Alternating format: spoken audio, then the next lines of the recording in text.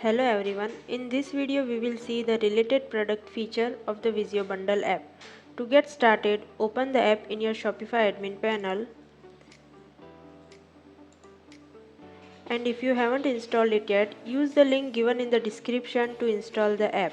Once installed, open the app and then click on related products from here. So basically, related product refers to similar or complementary items that are suggested to customers based on product they are currently viewing or have purchased in the past. All you need to do is select product properties to display related items. Choose one or more product properties to display related products. You can select multiple conditions at once for more specific results.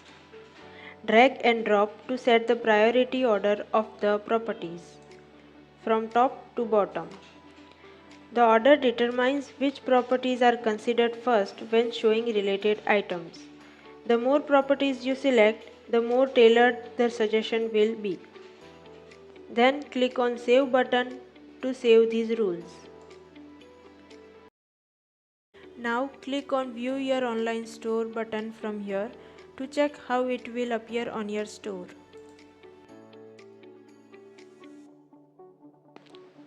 And here it's visible. That's it for the video. If you have any query or need setup related help, you can reach out to us through our email or chat support. Thank you.